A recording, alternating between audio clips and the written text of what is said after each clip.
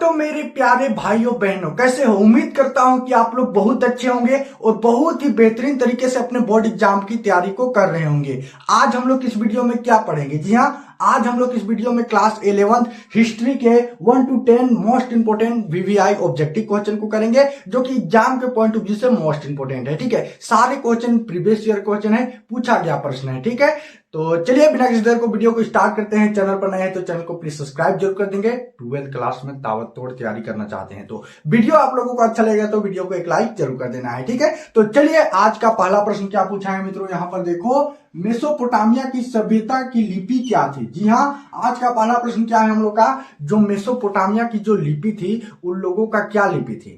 तो आपको पता होगा, जो मेसोपोटामिया की सभ्यता की यदि हम लोग बात करें तो यह विश्व की सबसे पुरानी और प्राचीन सभ्यता है। इस सभ्यता का विकास दो नदी के बीच की भूमि पर होता है। जी हाँ, दजला और फरात नदी के बीच पर इस सभ्यता का क्या होता है? विकास होता है, जो कि एक शहरी समृद्धि सभ्यता थी। ठीक है, इसी सभ्यता से लोग शहरी जीवन का शुरुआत करते हैं। खगोल विद्या और लेखन कला आदि की जानकारी हमें इसी सभ्यता से मिलती है। ठीक है, तो हम लोग ज्यादा डीपली नहीं जाएंगे, हम लोग मेन क्वेश्चन का और आंसर करेंगे। ठीक है, वरना वीडियो डबल लंबा हो जाएगा। ठीक है, तो हमसे प्रश्न क्या पूछा है मित्रों, यहाँ पर देखो, मेसोपोटामिया की जो सभ्यता की लिपि क्या थी? तो आपको पता होगा, जी हाँ, किलाकर लिपि थी। ठीक है, ये जो किलाक्चर लिपि थी जो मेसोपोटामिया की सभ्यता की लिपि थी। ठीक है, कोई दिक्कत नहीं दिक्कत। यदि आप लोगों को पहला प्रश्न समझ में आ गया होगा तो वीडियो को एक लाइक जरूर कर देंगे। नेक्स्ट क्वेश्चन क्या है मित्रों, यहाँ पर देखो, चीनी क्रांति कब हुई थी? जी हाँ, चीनी क्रांति चीन में एक क्रांति हुई थी जिसे हम लोग कहते हैं चीनी क्रांति। ठीक है, तो चीन की क्रांति कब हुई थी मित्रों? तो आपको पता होगा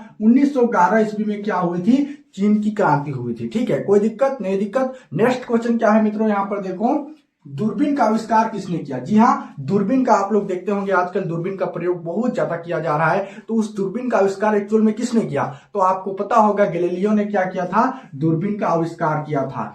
इन्होंने क्या करता था, ये एक वैज्ञानिक थे, जर्मन के महान वैज्ञानिक थे। ठीक है, इन्होंने क्या करता था, जब ग्रह को देखता था ना तो उसके मन में एक विचार आता था कि काश मैं ग्रह को पास होकर देखता और उसके बारे में जानकारी लोगों को देता। तो इसी सब प्रक्रिया को देखते देखते बहुत सारे सोच विचार में पड़े और एक्चुअल में उन्होंने दूरबीन का आविष्कार कर दिया। ठीक है, तो दूरबीन का आविष्कार किसने किया मित्रों? तो जी हाँ, गैलीलियो वैज्ञानिक जो थे, जो कि जर्मनी के वैज्ञानिक थे, इन्होंने क्या किया? दूरबीन का आविष्कार किया। ठीक है, नेक्स्ट क्वेश्चन क्या है मित्रों, यहाँ पर देखो, धर्म सुधारक के प्रमुख नेता कौन थे? जी हाँ, धर्म सुधारक के प्रमुख नेता कौन थे?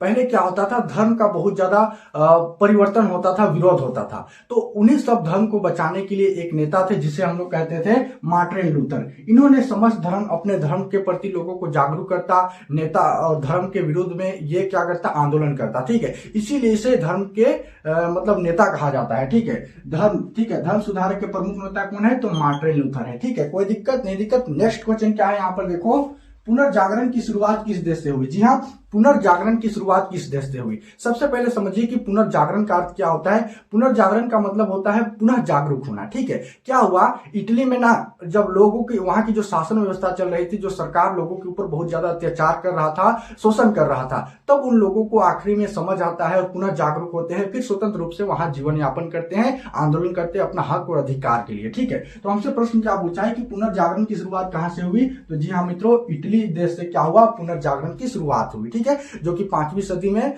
इटली पर एक आंदोलन हुआ था जिसे ही हम लोग पुनर्जागरण का आंदोलन कहते हैं। ठीक है, नेक्स्ट क्वेश्चन क्या है मित्रों, यहाँ पर देखो, रोम का प्रथम सम्राट कौन था? जी हाँ, रोम का प्रथम सम्राट कौन था? तो आपको पता होगा, रोम का प्रथम सम्राट जो था वो था अगस्टक। ठीक है, रोम के प्रथम सम्राट था अगस्टक, जिसके आधार पर अगस्त का महीना पड़ा है। ये बात भी आप लोगों को याद रखना है। ठीक है, नेक्स्ट क्वेश्चन क्या है मित्रों, यहाँ पर देखो, अमेरिका की खोज किसने की? जी हाँ, अमेरिका की खोज किसने की? तो आपको पता होगा, अमेरिका की खोज कोलंबस ने की। ठीक है, जो कि एक वैज्ञानिक थे। इन्होंने समुद्री मार्ग से आता है और इसका मुख्य मकसद रहता है कि हम भारत को खोज करेंगे, लेकिन ये भारत को खोज ना कर अमेरिका की खोज कर देता है। कब करेगा पूछा है तो 1492 ईस्वी में क्या किया?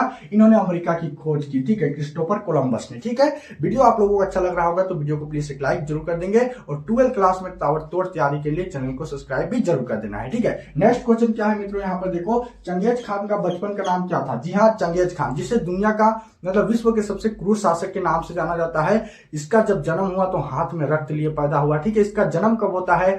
तो ये 1227 ईस्वी में, क्या 1162 ईस्वी में इसका जन्म होता है। इसका मृत्यु की यदि हम लोग बात करें तो तो 1227 ईस्वी में होता है। इसका एक पुत्र था जिसका नाम था ओगोदय था। तो हम ज्यादा डीपली नहीं जाएंगे। हमसे क्या प्रश्न पूछा है कि चंगेज खां का जो बचपन का नाम क्या था, तो आपको पता होगा तेमुजिन था। ठीक है, चंगेज खान का बचपन का नाम क्या था, तो तेमुजिन कहा करते थे। ठीक है, इसका जीवन बचपन में ही बहुत ही संघर्षशील बीता था। जिस काल में कोई लिखित स्रोत नहीं मिलता है उसे क्या कहलाता है। ठीक है, मतलब जिस काल में कोई लिखने का स्रोत नहीं मिलता है उसे क्या कहलाता है, तो जी हाँ, प्रागैतिहासिक काल कहते हैं। आप लोगों को पता होगा, जी हाँ, हम जब इतिहास पढ़ते हैं तो इतिहास को हम लोग अध्ययन की दृष्टि से 3 पार्ट में डिवाइड करते हैं। पहला प्रागैतिहासिक काल, दूसरा आदि ऐतिहासिक काल और तीसरा ऐतिहासिक काल। प्रागैतिहासिक काल में क्या होता है, जो मानव जो थे वो पूरी तरह से कह सकते हैं बेवकूफ थे, ना ही लिखना जानता था और ना ही पढ़ना जानता था। ठीक है, आदि ऐतिहासिक काल में मानव थोड़े थोड़े ज्ञानी होने मतलब ज्ञान आने लगा, तो मानव तो लिखना तो जानता था लेकिन इस तरह से सूचना लिख किया गया है कि उन लोगों का लिखल को कोई पढ़ने नहीं जाता। ठीक है, तो हमसे और जो ऐतिहासिक काल में मानव लिखना भी जाना और पढ़ना भी जाना। ठीक है,